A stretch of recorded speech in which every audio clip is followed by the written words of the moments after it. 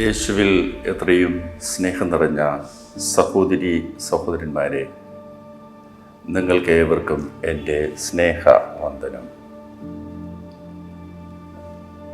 ക്രിസ്മസിൻ്റെ സന്തോഷവും ആനന്ദവും നിറഞ്ഞു നിൽക്കുന്ന ഒരു വലിയ സന്ദർഭമാണിത്. മനുഷ്യരോടുള്ള ദൈവത്തിൻ്റെ അഗാധമായ സ്നേഹം പ്രകടമാകുന്ന ഏറ്റവും ഉദാത്തവും സുന്ദരവുമായ അനുഭവമാണ് യേശുവിൻ്റെ തിരുപ്പിറവി. തൻ്റെ ഏകജാതനെ നൽകുവാൻ തക്കവണ്ണം ദൈവം ലോകത്തെ അത്രമാത്രം സ്നേഹിച്ചു.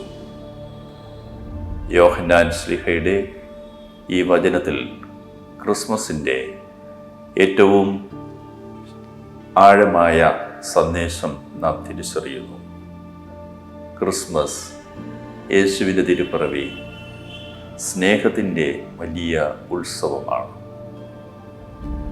ദൈവം ഈ സ്നേഹം പ്രകടമാക്കുന്നത് തൻ്റെ തന്നെ പുത്രനെ നമുക്ക് നൽകിക്കൊണ്ടാണ്.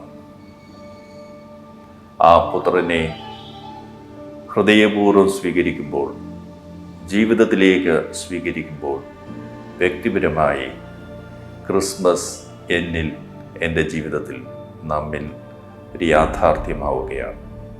അതിനുള്ള വലിയ അനുഗ്രഹത്തിനായി പ്രാർത്ഥിക്കേണ്ട ഒരവസരമാണിത്.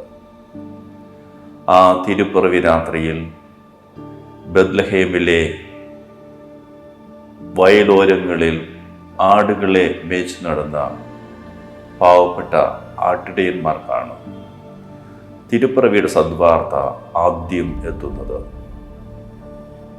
നിങ്ങൾക്കായി ഒരു രക്ഷകൻ, കർത്താവായ ക്രിസ്തു ജനിച്ചിരിക്കുന്നു എന്നുള്ള വാർത്ത അവരാണ് ആദ്യം കേൾക്കുന്നത്. ഭയപ്പെടേണ്ട, ഇതാ സകല ജനത്തിനും വേണ്ടിയുള്ള വലിയ സന്തോഷത്തിൻ്റെ സദ്വാർത്ത ഞാൻ നിങ്ങളെ അറിയിക്കുന്നു. ദാവീദിൻ്റെ പട്ടണത്തിൽ നിങ്ങൾക്കായി ഒരു രക്ഷകൻ, കർത്താവായ ക്രിസ്തു ഇന്ന് ജനിച്ചിരിക്കുന്നു.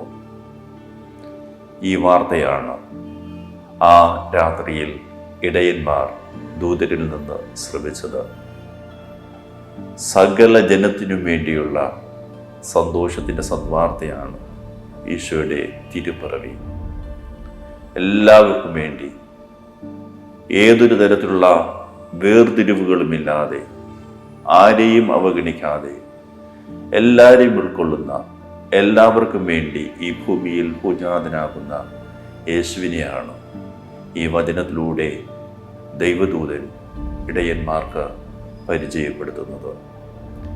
യേശുവിൽ വിശ്വസിക്കുന്ന, ഉണ്ണീശോയിൽ വിശ്വസിക്കുന്ന നമ്മുടെ ഓരോരുത്തരും ജീവിതം യേശുവിനെ പോലെ ആരെയും ഒഴിവാക്കാതെ, ആരെയും അവഗണിക്കാതെ, എല്ലാവരെയും ഉൾക്കൊള്ളുന്ന, എല്ലാവർക്കും വേണ്ടിയാകുന്ന വലിയ മനസ്സും മനോഭാവത്തിലേക്കും വളരുവാൻ ഈ ക്രിസ്മസ്, ഈശോയുടെ തിരുപ്പിറവി നമ്മെ ഓരോരുത്തരെയും ആഹ്വാനം ചെയ്യുകയാണ്. യേശുവിൻ്റെ തിരുപ്പിറവി സന്തോഷത്തിൻ്റെ വാർത്തയാണ്. വെറുമൊരു വാർത്തയല്ല, അതൊരു വലിയ സന്തോഷത്തിൻ്റെ സദ്വാർത്തയാണ്. 3 വിശേഷണങ്ങൾ ഈ വാർത്തയ്ക്ക് നൽകിയിരിക്കുന്നു. വലിയ വാർത്ത, സന്തോഷത്തിൻ്റെ വാർത്ത, ആ വലിയ അനുഭവം ഈ ക്രിസ്മസിൽ ഉൾക്കൊള്ളുവാനുള്ള അനുഗ്രഹം ദൈവം നമുക്ക് നൽകട്ടെ. സ്നേഹം എപ്പോഴും പ്രകടമാക്കേണ്ടത് നൽകുന്നതിലൂടെയാണ്. ദൈവം തന്നെ തൻ്റെ സ്നേഹം, നമ്മോടുള്ള സ്നേഹം, തൻ്റെ പുത്രനെ നൽകുന്നതിലൂടെ പ്രകടമാക്കുന്നു. ഈ ക്രിസ്മസിൽ നമ്മുടെ ഓരോരുത്തരുടെയും ജീവിതങ്ങൾ ധന്യമാകുവാനുള്ള വലിയൊരു വഴിയും മാർഗവുമാണ് ജീവിതം തന്നെ മറ്റുള്ളവർക്ക് നൽകുന്നതിലൂടെ, നമ്മുടെ പ്രിയപ്പെട്ടവർക്ക് നമ്മളെ തന്നെ നൽകുന്നതിലൂടെ, അവിടെ ദുഃഖങ്ങളിലും വേദനകളിലും, അവിടെ ക്ലേശങ്ങളിലും പ്രതിസന്ധികളിലും രോഗങ്ങളിലും പരാജയങ്ങളിലും അവർക്ക് നമ്മുടെ സാന്നിധ്യവും നമ്മുടെ സ്നേഹവും കരുതലും നമ്മെ തന്നെ നൽകുന്നതിൻ്റെ അടയാളമായി മാറുമ്പോഴാണ് ക്രിസ്മസ് ഒരനുഭവമായി നമുക്ക് മാറുന്നത്.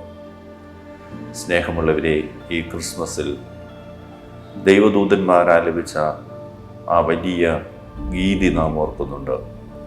അത്യുന്നതങ്ങളിൽ ദൈവത്തിന് മഹത്വം, ഭൂമിയിൽ ദൈവകൃപ ലഭിച്ചവർക്ക് സമാധാനം. സമാധാനമാണ് ഇന്നെല്ലാവരും ആഗ്രഹിക്കുന്നത്. വ്യക്തികളും കുടുംബങ്ങളും സമൂഹങ്ങളും രാഷ്ട്രവും എല്ലാം ഇന്ന് ഏറ്റവും കൂടുതൽ ആഗ്രഹിക്കുന്നത് സമാധാനമാണ്. യുദ്ധങ്ങളില്ലാത്ത, അക്രമങ്ങളില്ലാത്ത, അടിച്ചമർത്തലില്ലാത്ത, എല്ലാവർക്കും വേണ്ടി എല്ലാവരും സാഹോദര്യത്തോടുകൂടി അംഗീകരിക്കുന്ന, ഉൾക്കൊള്ളുന്ന ഒരവസ്ഥയാണ് സമാധാനം.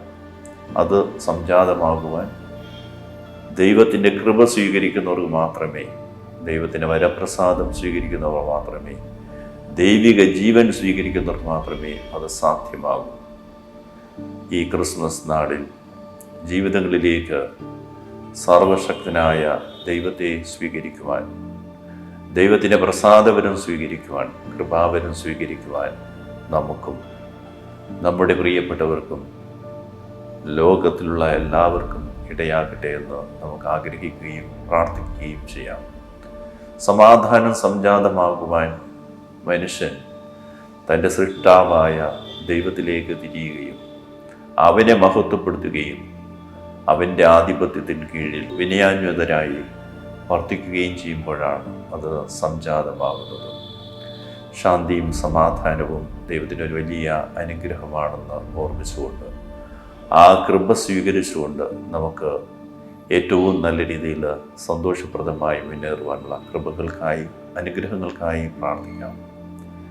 ഈശോയുടെ തിരുപ്പിറവിയെ ലക്ഷ്യം വെച്ച് നൂറ്റാണ്ടുകൾക്ക് മുമ്പ് തന്നെ യെശയ്യാ പ്രവാചകൻ പറഞ്ഞു, അന്ധകാരത്തിൽ കഴിഞ്ഞ ജനത ഒരു വലിയ പ്രകാശം കണ്ടു. കൂരിരുട്ടിൻ്റെ ദേശത്ത് വസിച്ചിട്ട് മേൽ ഒരു വലിയ പ്രകാശം ഉദയം ചെയ്തു. നിത്യപ്രകാശമായ യേശു ആ പ്രകാശം നമുക്ക് പകരുവാൻ പുൽക്കൂട്ടിൽ പൂജാതനാകുമ്പോൾ ജീവിതം പ്രകാശിക്കുവാൻ, ഹൃദയങ്ങൾ പ്രകാശിപ്പിക്കുവാൻ, സനാതന പ്രകാശമായവനിലേക്ക് നമുക്ക് നമ്മുടെ ഹൃദയങ്ങളെയും ജീവിതങ്ങളെയും തുറന്ന് വയ്ക്കാം.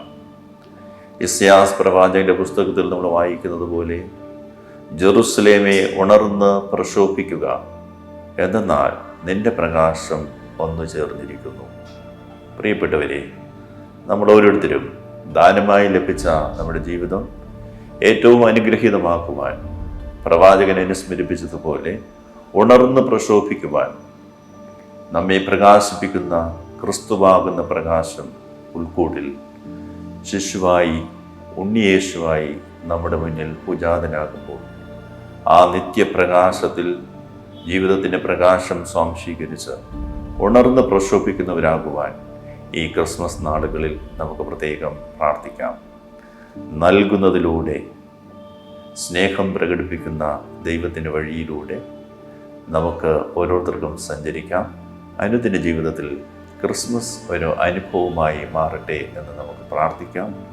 ക്രിസ്തുവാകുന്ന പ്രകാശത്തിൽ പ്രകാശിതരായി ഉണർന്ന് പ്രശോഭിക്കുവാൻ വീട്ടിലും അയൽപക്കങ്ങളിലും പൊതു ഇടങ്ങളിലും സഭാസമൂഹങ്ങളിലും നമ്മുടെ ജീവിതവും സാന്നിധ്യവും ശുശ്രൂഷയും പ്രകാശമായി നന്മയായി ഭവിക്കാനുള്ള കൃപയ്ക്കായി പ്രാർത്ഥിക്കാം. നിങ്ങൾക്ക് ഏവർക്കും ഏറ്റവും സന്തോഷപ്രദമായ സമാധാനനിർഭരമായ ക്രിസ്മസിൻ്റെ ആശംസകൾ നേരുന്നു. ആഗതമാകുന്ന 2024 പുതുവത്സരം ദൈവകൃപയുടെയും ഐശ്വര്യത്തിൻ്റെയും ഒരു പുതിയ മത്സരമാകട്ടെ എന്ന് ആശംസിക്കുന്നു. ദൈവം നിങ്ങളെ അനുഗ്രഹിക്കട്ടെ. ആമേൻ.